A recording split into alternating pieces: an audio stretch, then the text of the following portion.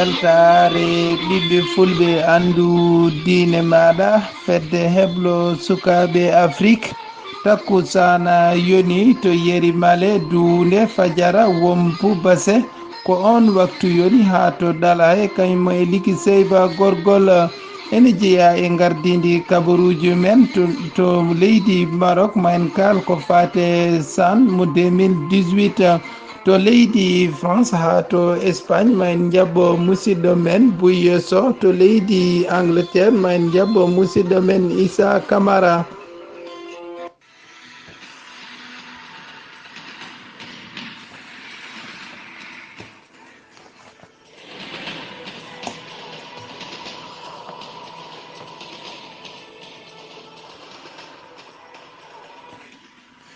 Jam ñalle mon musidɓe tedduɓe eɗen gone amde nogas e ɗiɗi lewru siilo hitande ujunnaje ɗiɗi e sappo e jeetati ko kabaruji men coftal balli ma en jaa toon to leydi Maroc kalen ko fate chan mo 2018 e ñalngu tataɓijo Mauritanie ko kañum jaɓɓiɗo Guinée ko Guinée kay heeɓi folde ɓe leggol gotol e ndiga Soudan ko kañum juudanno e Maroc ɓe mbaddi kay ko ɗekki ndiga e ndiga e ñalngu hande ngu ko Namibie juudate e Zambie e waktu sappo e jeenayi Uganda juude e Côte d'Ivoire e waktu sappo e jeenayi ñande nogas e tati ko Rwanda ko kañum kay juudata e Libye e waktu sappo e jeenayi Guinée équatoriale juude e Nigéria e waktu sappo e jeenayi ñande nogas e nayi ko Burkina Faso juudata e Cameroun e waktuji sappo e jeenayi Congo juude e Angola e waktuji sappo e jeenayi ko fati e deggotiral ko groupe A ko Maroc kay ardi yeeso e jogade toɓɓe jeeɗiɗi Soudan woni ɗimmo e jogade toɓɓe jeeɗiɗi Guinée woni tataɓo e jogade toɓɓe tati Mauritanie woni nayabo e wasde jogade hay toɓɓere groupe B ko Zambie kañum ardi yeeso e jogade toɓɓe jeegom Namibie woni ɗimmo e jogade toɓɓe jeegom Uganda woni tataɓo e wasde jogade haydara Côte d'Ivoire woni nayabo e wasde jogade haydara ko fati e groupe C ko Nigéria kay ardi e jogade toɓɓe nayyi Rwanda jogade toɓɓe nayyi Libye woni tataɓo e jogade toɓɓe tati Guinée équatoriale woni nayabo e wasde jogade haydara ko fati e groupe D ko Congo woni yeeso e jogade toɓɓe jeegom Angola woni ɗimmo e jogade toɓɓe nayyi Burkina Faso woni tataɓo e jogade toɓɓere wotere Cameroun heedi caggal e wasde jogade haydara sen gummima toon to leydi Maroc ma en jaɓan toon to leydi Espagne e wondude leydi France ko fate championnat mo dowlaji Espagne yantude e dowlaji France ma en jaɓɓu ceerno men ceerno Bouye Sow ceerno Bouye Sow bisimilla ma. ceerno men ceerno Saydou Ba jam ñalle maɗa jam ñalle mon weltare ɓiɓɓe fulɓe andu diine ma on calminama on juurama kabaruji men e coftal balli eɗon puɗɗoro toon to dowla Espagne 20e journée ko retafe jaɓɓino Athletic Bilbao ko ɗiɗe ɗiɗi Espagnol jaɓɓino FC Séville ko Espagnol tigi tawiɓe fiiɓe loggi tati e ndiga Atlético jaɓɓino Girona ko gotel e gotel Villarreal jaɓɓino Levante ko Villarreal fiiɓe ɗiɗe gotel Las Palmas jaɓɓino Valence ko Las Palmas fiiɓe ɗiɗe gotel Alaves jaɓɓino Lejan ko ɗiɗe ɗiɗi Real Madrid jaɓɓino Deportivo La Corogne ko jeeɗiɗe gotel Real Madrid fiiɓe Real Sociedad jaɓɓino Celta Vigo ko Celta Vigo fiiɓe ɗiɗe gotel Betis Séville jaɓɓino FC Barcelone ko Barcelone fiiɓe joyi e ndiga e gardini doggol ngol ko Barça ardi ha joni ene jogui toɓɓe 51 ko Atlético rewi hen ene jogui toɓɓe 54 ko Valence rewi hen toɓɓe 39 Real Madrid tawtete ko ha 4e position mbaɗen tabal jehen toon to dowla France e 22e journée ko Caen jaɓɓino Marseille ko Marseille fiiɓe loggi ɗiɗe e ndiga Nantes jaɓɓino Bordeaux ko Bordeaux fiiɓe loggol e ndiga Amiens jaɓɓino Guingamp ko Amiens fiiɓe loggi tati e gotel Montpellier jaɓɓino Toulouse ko Montpellier fiiɓe loggi ɗiɗi e gotel Rennes jaɓɓino Angers ko Rennes fiiɓe loggol gotol e liga Strasbourg jaɓɓino Dijon ko Strasbourg fiiɓe loggi tati e ɗiɗi Troyes jaɓɓino ko Lille ko Troyes fiiɓe loggol e ndiga Nice jaɓɓino Saint-Étienne ko Nice tigi fiiɓe loggol gotol e ndiga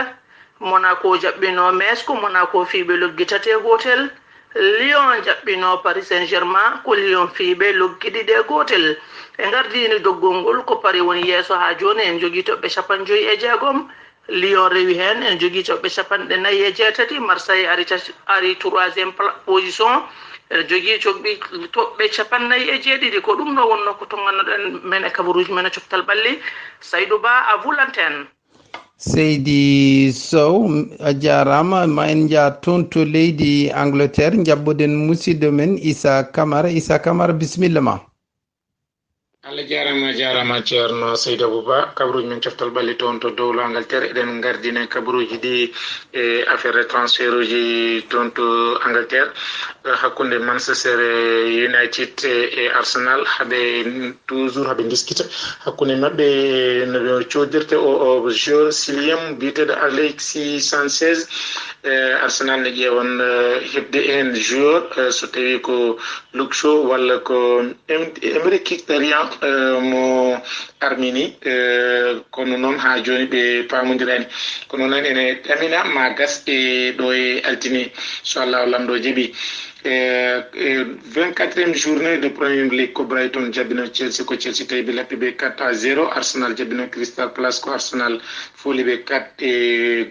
4-1. Burnley ko Manchester United tawi ɓe lappi ɗumen gotel e ndiga. Everton e West Brom ko Everton e West Brom ko ɗekki gotel e gotel. Leicester Watford ko Leicester foli ɓe ɗiɗi e ndiga. Stoke City Huddersfield ko Stoke City foli ɓe ɗiɗi e ndiga. West Ham e Bournemouth ko ɗekki gotel e gotel. Manchester City jabbino Newcastle City ko Manchester City foli ɓe tati e gotel. Southampton jabbino Tottenham ko ɗekki gotel e gotel. ñande altine nde ma Swansea jaɓɓo Liverpool waktuji 9 jamma. Toon to classement to dowlo Angleterre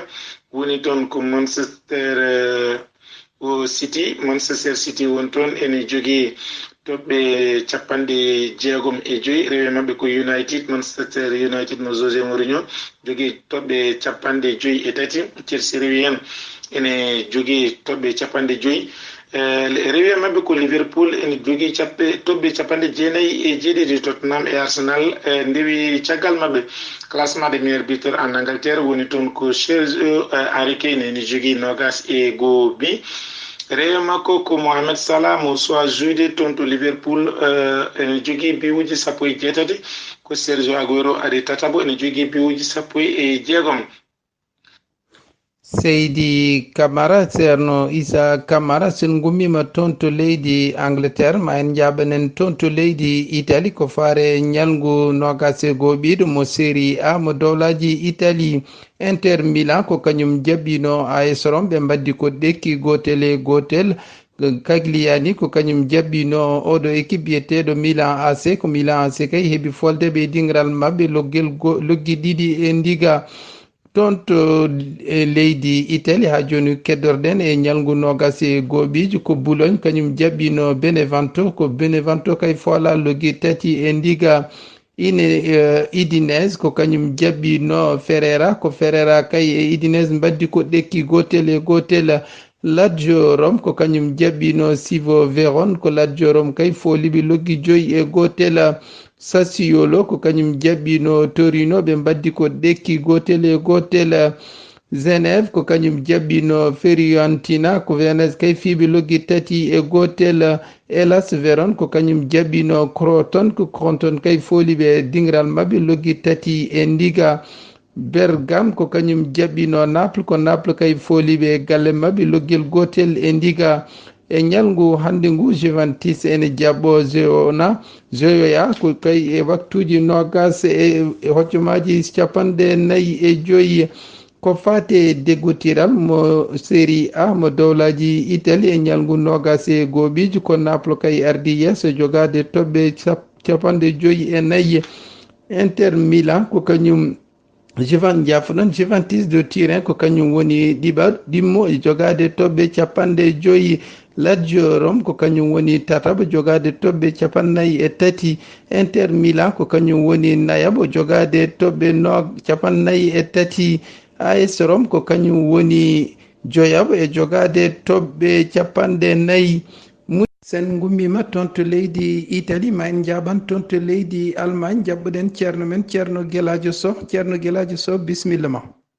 Yawur Seydi Ba koto dowla Allemagne tigi paaɗen kaalen haala suspension Pierre-Emerick Aubameyang ma won joni pottite ɗiɗi o fettidani e club makko woni Borussia Dortmund ñande ɓe pottanno e Wolfsburg ñande hen ko jowaɗo ko ɓuri kadi wattinde ko woni pottital mabɓe Hertha Berlin kanko Pierre-Emerick Aubameyang ha joni o heɓani fettude won hen wiɓe noon saabi ɗum tigi won signature contrat mo yiɗi tigi waddude Arsenal kadi ko ɗum waɗi mo addude oɗo comportement mo addi joni wonande directeur club o kañum wi tigi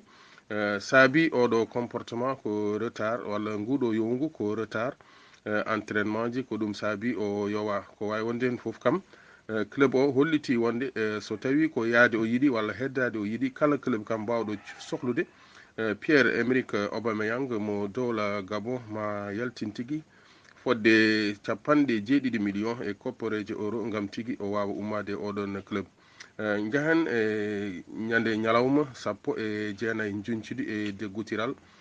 Bundesliga championnat mo dowla Allemagne ñande 19 silo ko Hertha Berlin kañum tigi fottuno e Borussia Dortmund ɓe mbaddi ko ɗekki gotel ñande 20 silo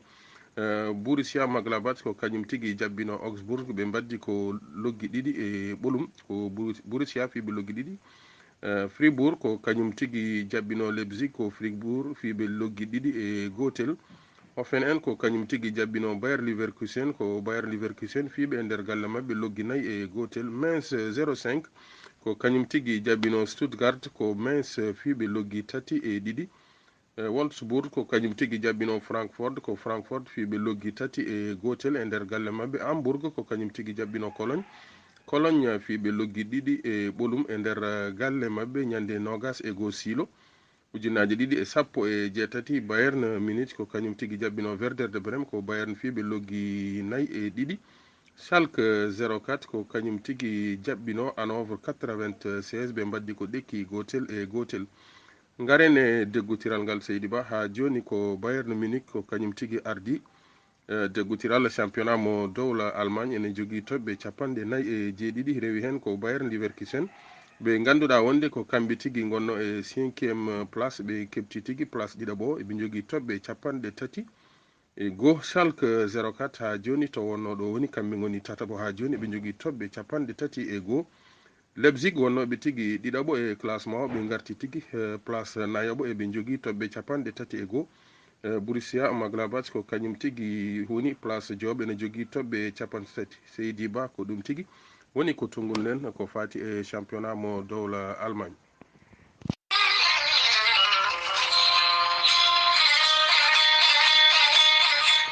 To leydi France to leydi Espagne ko ceerno Bouye Sow to leydi Angleterre ko ceerno Issa Camara to leydi Allemagne ko ceerno Gueladio Sow hufirde haalirde nde ko musidɗo mon guiɗo mon almudel mon Saydou Abouba yo jaam Allah hirani en kettuki malaki jaam.